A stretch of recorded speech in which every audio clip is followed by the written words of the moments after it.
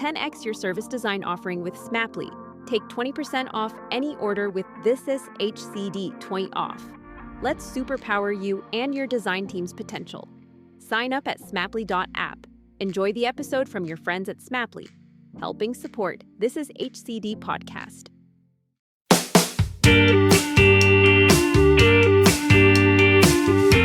Hello and welcome to another episode of This Is HCD. My name is Gerry Scullion and I'm a human-centred design practitioner based in Dublin, Ireland. Hazel White and Mike Press from Open Change in Scotland join me on the show this week, and we dig a little deeper into what myself and Sarah Drummond covered in her episode about the changes in the Scottish design landscape and what triggered this. We speak more about a walkabout, a service safari or observational masterclass that the guys gave at Service Design Days in Barcelona recently, and what's so good about these types of workshop activities and what they can lead to. Now, before we jump into the interview, I want to mention that we have a shelf load of books to give away as a thank you to all our listeners in 2018. To be winner the chance to win these books, you need to be on our newsletter, which you can subscribe on our website at thisishcd.com. And we've got books from O'Reilly Media in New York City, one of our biggest supporters, as well as exclusive This Is HCD discounts for Rosenfeld Media books, and also have 2 books from the guys at Smashing Magazine. Thanks to all of those guys for giving us these books. We also have signed copies of Andy Polane's Service Design from Insights to Implementation book, as well as Gerry McGovern's latest book, Top Tasks, also signed as well. Right, let's get to it. Hazel White and Mike Press, a very warm welcome to the This Is HCD podcast. Hello there. Hello, good to hear you. Good to meet you again. You're coming from Dundee in Scotland, which for the people who aren't familiar, that's on the east coast, correct? That's Scotland? right. Yeah. That's correct. And it's Scotland's sunniest city. Really? It is, indeed. The only problem with that sentence is the word Scotland in there. You know, it's extremely sunny, but not always warm. But no, fantastic city, wonderful. And of course, we have the new V&A Museum of Design, which has recently opened here in Dundee. I've seen that, which is fantastic for the city. Yeah. So let's jump in and tell us a little bit about yourselves. How you describe yourselves is probably a good way of starting it. And tell us what you do. Okay, we describe ourselves as a service design consultancy who help facilitate people to do the work they want to do better. And how I got into it was I used to be a lecturer in art colleges, and I taught design at master's level. And we began to get really interesting projects in. And it was, from the NHS, from local government, who wanted people, I suppose, to start with, to design leaflets and websites. But it was at this time when John Thackeray, who you interviewed recently, had written Designing in a Complex World. And the Red team at the Design Council had kind of published their manifesto on transformational design. And there was this sense that actually designers could be tackling problems that people already had rather than sitting in studios making up problems to solve. So we pivoted our course from basically what was a finishing year for, graphic designers, interaction designers, all sorts of different designers, into a design for services course. And we worked almost exclusively on live projects. We set up a thing called the Challenge Bank, and organizations, businesses came to us with what they thought was a difficulty in their business, and the students worked on it. And it was amazing. And these students came from all over the world and went back to Shanghai, to Bangalore, to Australia to actually use their skills. But there was a real issue there in that we needed them in Scotland. Yeah. The rules have been changed that students couldn't work. It used to be that students could carry on working for 2 years on their student visa. And that was changed. And so people had to go back home. And it was crazy. So I decided that actually the way to spread service design in Scotland, another way of doing it might be to go into organisations and train up their staff in service design tools and methods. Because one of the things I'd realised when we were running the course was that actually a lot of the year that the students were studying was trying to understand organisations. They could pick up the tools of service design really quickly, but it was understanding the organisational context was new to them, whether that was a business or whether it was understanding the National Health Service. And that if you worked with people that were already in that context, you would hit the ground running, because they knew where it was they were working. So I left the university and set up Open Change, and that's where we are now. Excellent. And Mike? I was just desperate for a job, and she gave me one. I was working at the university as well, and I'd been working in the university sector for 25 years, and I'd been very fortunate that I'd had a succession of really interesting challenges and opportunities to deal with, and briefly went into kind of college management and realized that wasn't for me. But I was interested in teaching and interested in research, and I've been doing that for 25 years. And I think when Open Change had been running for a couple of years, and I thought, well, actually, if Hazel and I work together, then what could we do if we really focused on this and develop work that is very, very interesting, and importantly, will make a positive difference to the city and the country that we live in. And I think that's always been our aspiration, it's about using your skills in a way that benefits the community that you're part of. And so I joined Open Change 2 years ago now, and never regretted it for 1 second. It's been great. And it enables you to draw on, some of the expertise and skills that you develop in the university sector, but also add to that as well. And I'd been before I went into academia, I'd been doing, the two of us had been working in a variety of different industries. So it pulls all of that together and focuses it on something which is extremely worthwhile.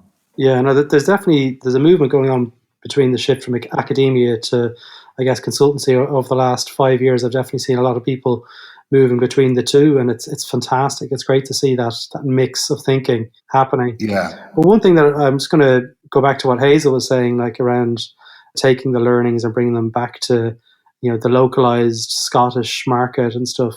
In a previous episode with Sarah Drummond, we spoke about kickstarting a design revolution. And there definitely seems to be a movement that has happened over the last decade in Scotland, definitely since I left Europe to move to Australia and since I've come back. So what do you feel has driven that?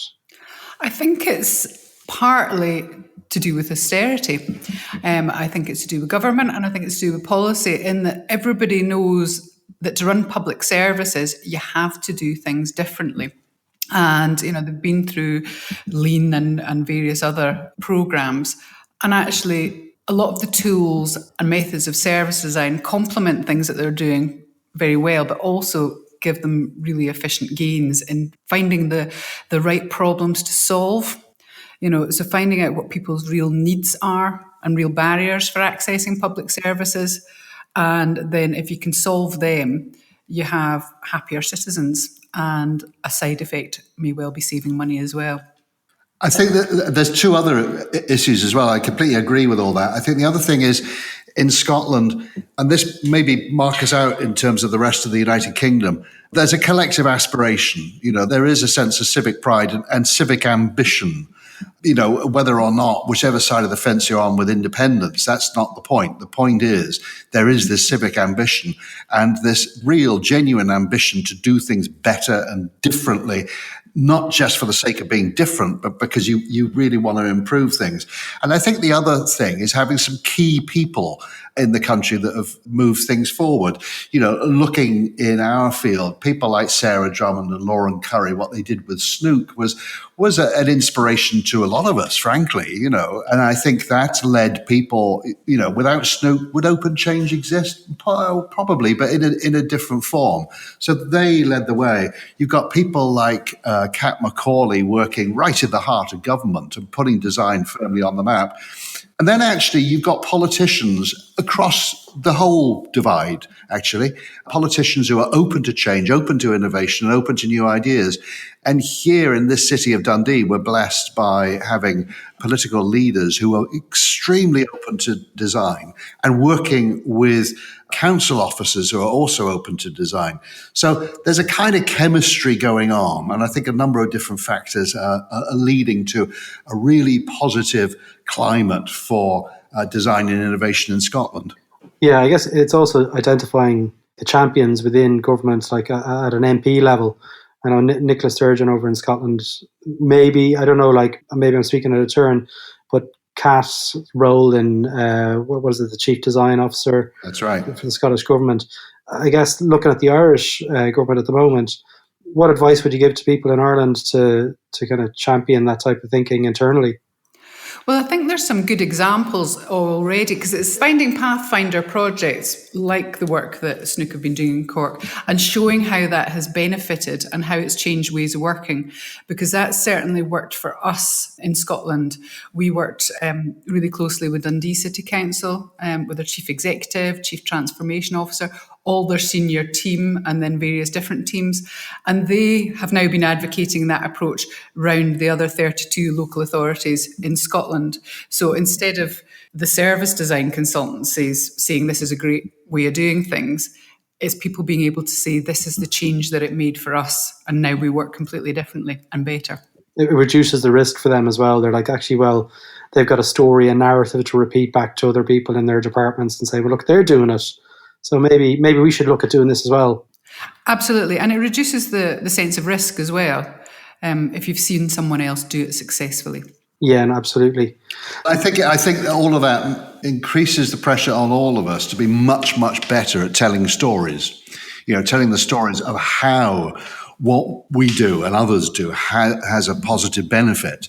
How that benefit is then applied within communities and within institutions of local government or etc.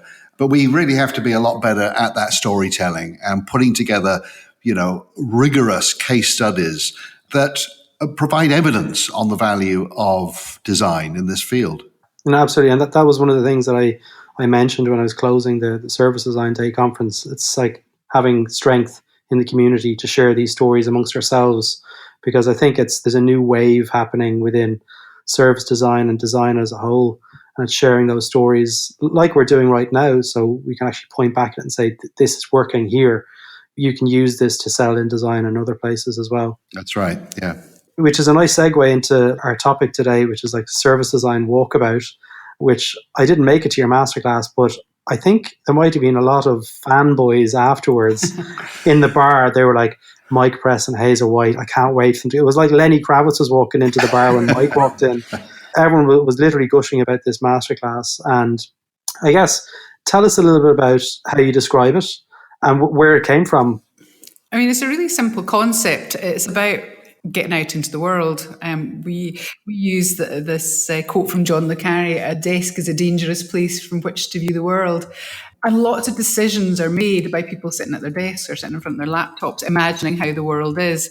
And yet getting out, even for a really short period of time, can completely change your perspective and understand how your customers experience the services that you provide.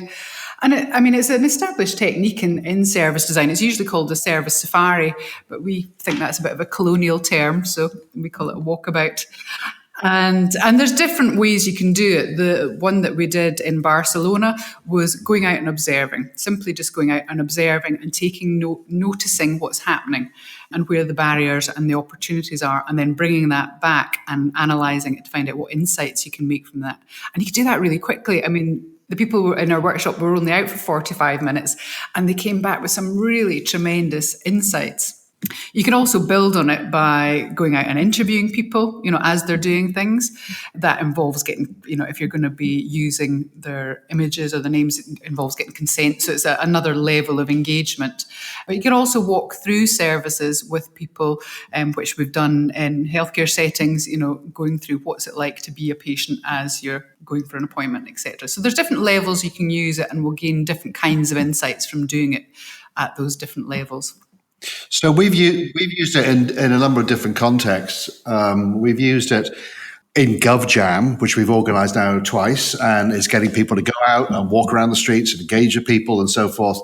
But I think significantly, we've used it with leadership groups, and we were working with one local authority with their senior leadership team, about 70 people. And we did the usual introduction to this is service design, this is how you can transform your services, et cetera, et cetera. This is the double diamond, here's a bit of theory, blah, blah, blah. Yeah. And after 2 hours, we said, And this is the middle of June and it was raining outside. And we said, right, okay, you've got an hour. We'd like you to go outside and talk to citizens. And you could see all the blood drain from their faces. You know, they didn't get out much. They were policymakers. They were managers. They tended to sit behind desks. They tended to sit in meetings. They went out perhaps slightly with a heavy heart. And they came back actually enthused by what had happened, the people that they talked to. And I think that kind of gave them different insights as to how people looked at the council, for example, because they kind of tend to be a little bit defensive, but people weren't attacking the council when they were out on the streets talking to them. And actually then getting people to walk through services and, go and get a bus pass. And so the, council manager comes back spitting tax. He said, but I pay for that service, And so, I think if you put senior managers in the position of going either through a walkthrough or just going out and about, it changes mindsets actually quite fundamentally. So in that sense, it turns into a very positive exercise. And it's the shared experience as well with your peers. Absolutely, yeah. So the collective observation is a really powerful method. Yeah. And I guess when they come back to the studio, what exercises follow the safari, or I don't want to call it the safari, Hazel will kill me, the walkabout. Sorry, Hazel. Thank you. In Barcelona, we kept it very open and we actually gave them just a big sheet of paper and said, just map out what you discovered. However feels comfortable to you, because we knew that we had a really mixed bunch of participants. And they all did it in different ways. Some drew, some noted things down and post-it notes, etc. But just clustering information and thinking, so this is what we saw, so what did this tell us? We could see across what the patterns were, because they'd been to given set tasks to do, like imagine you're going to the airport by the tram and you've only got a credit card, you don't have any cash. Or imagine you're going to Park Güell and you're getting the tram, but you don't speak Catalan or Spanish. So just to give them some parameters to think within. And out of all the 6 groups, the key things they came back with was the transport system wasn't integrated. They might go to a bus stop to try and get to Park Güell, and the bus driver would actually say, you can't buy a ticket here, you've got to go and buy the ticket at the metro. So they'd go to the metro, and then once they were at the metro, they're thinking, well, I might as well just get a train. They wouldn't go back to the bus station. But it was quite confusing and stressful for people, because they might be waiting at a stop for a bus and not know whether it was going to be accessible, because some of them were considering themselves to be wheelchair users. The one thing that was really common, and is really common in other places that we've done this as well, there's maps at the bus stands or in the station or whatever, and they don't say you are here. Ah, right, very So good. you've got a map of a city, but it's based on that you've got local knowledge, that you know where you are and you know where you're going to go, and yet the purpose of the map is to to help you navigate that. So all those really simple, like a simple thing of putting a sticker on a map to say you are here actually reduces stress levels and lets someone navigate a system much more easily. And so that sort of observation, is obviously very clear in transport, but when you go back to UX design or go back to other things, that whole thing of showing someone is huge. Yeah. So it's finding those sorts of insights in a domain other than the one you normally work in, because it's much easier to be critical and observe in somewhere where you're not working than it is in your own place, because you can always rationalize, we don't do that because. But once you've actually seen it in someone else's domain and then you come back to your own base, you can't unsee things. You're just you're always observing, whether it's the notices above the wash hand basin that say don't wash your mugs here in Comic Sans, and you begin to be critical. Why are we putting up passive aggressive signs? And it begins to just change your mindset about how people experience everything, whether it's your customers or whether it's your peers, observing being at work together. Absolutely. I'm sure it was really interesting having people who are mostly not from Barcelona anyway conduct that type of method. When I was flying back home, I flew Ryanair back, which was an unusual thing for me to do anyway. And I noticed that the people beside me were Spanish, and they definitely didn't read English or speak English. And there was a sign in front of them that says, no baggage at any time. stow above. And I tried to say to them, says, "Oh, your bag," and they looked at me blankly. And the girl came down, and there was a sign like right in front of their face. And I was like, "Look, for something like an airline who goes all around the world, it's so important to have the labeling or the wayfinding stuff in multilingual languages so it's accessible." And it just failed. And they got in trouble, and then the person came down and was like, "You need to do it." There was an argument in front of me, and I was like, wow. Yeah. Something as simple as having, you're going between Dublin and Spain, having two languages is such a no-brainer. Yeah. Or even having it visually. Yeah, and an icon of some sort, say no bag, All right, so guys, I'm just kind of interested to see, you've been using safaris / walkabout. I'll be PR about that, Hazel, for a number of years. But what value do you feel they give to organizations that might be in low maturity? Well, I think the key advantage is that we see experience as it's actually happening. And we're looking at people in their everyday context, and it enables us to understand the everyday. I mean, I suppose what we're talking about with walkabouts is a simple term for what other people would describe as ethnographic research. We're trying to understand what are people doing in their everyday lives. And out of that, from a design context, we're particularly interested in how people face problems and difficulties, but we're also trying to identify what's good about that. We were trying to identify good design solutions and approaches that can perhaps be applied elsewhere.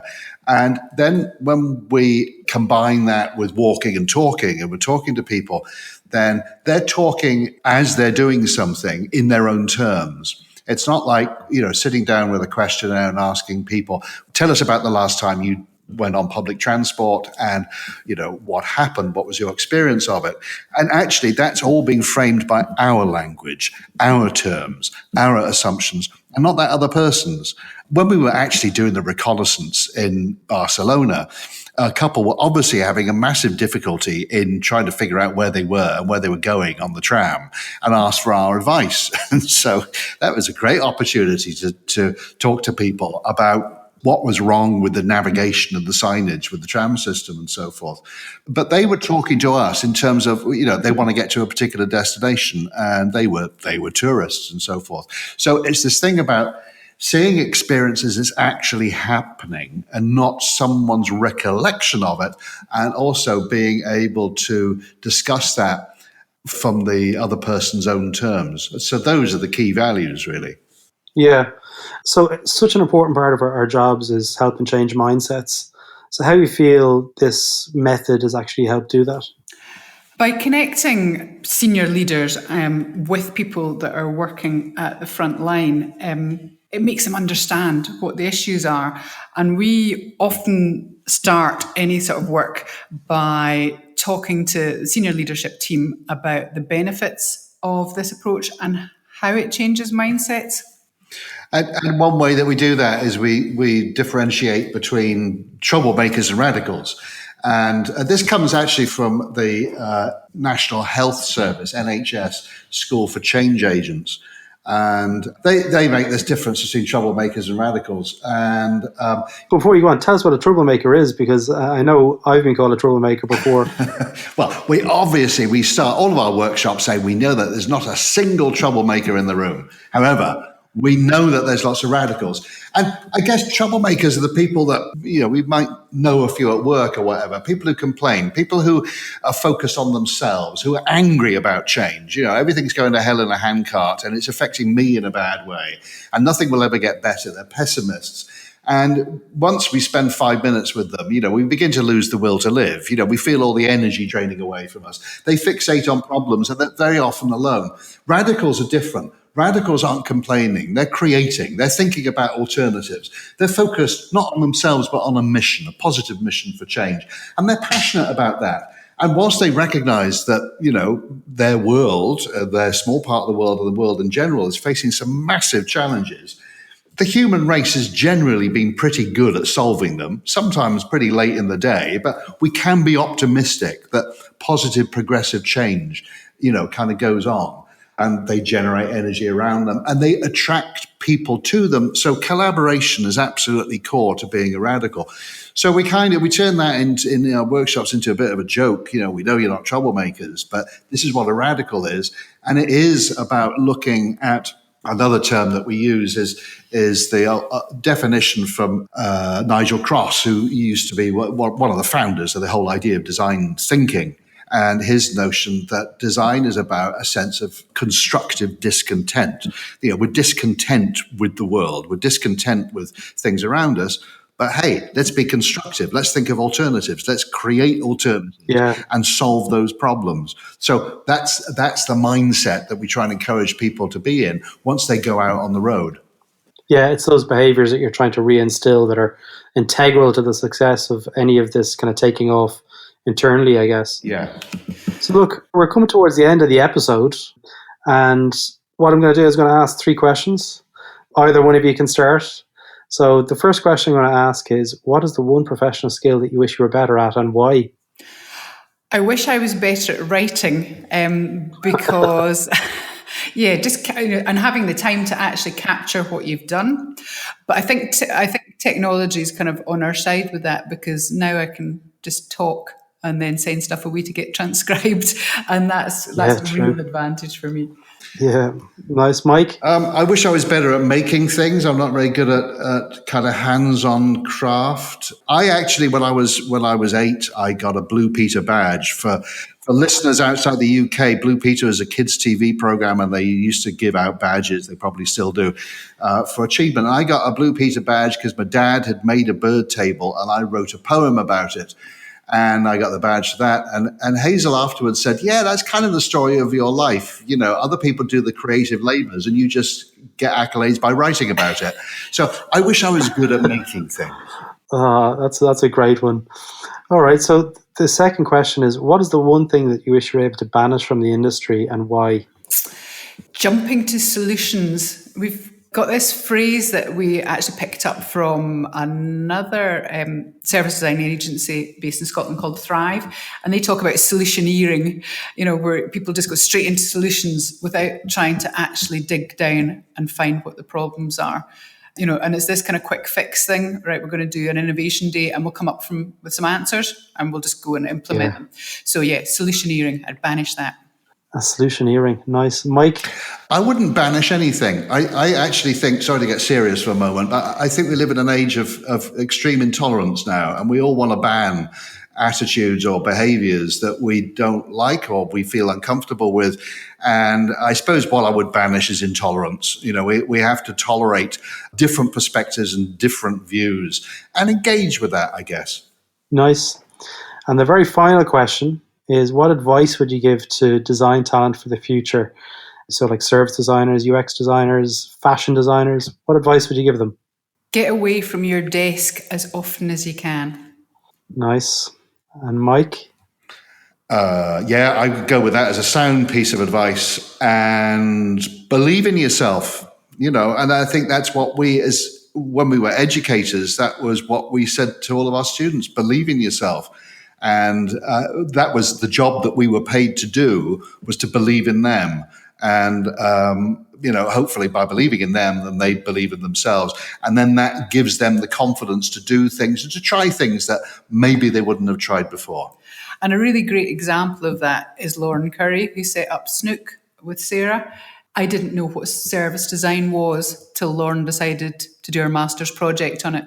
And things that students should realise is that their lecturers learn more from them than they probably ever learn from their lecturers. True. Yeah, that's a great way to end the conversation. So Mike, Hazel, thank you so much for your time. Thank you very much. Thank you, Gerry. So there you have it. I hope you enjoyed this episode, and if you'd like to be part of the conversation or community, hop on over to thisishcd.com, where you can request to join the Slack channel and help shape future episodes and connect with other designers around the world. Thanks for listening, and see you next time.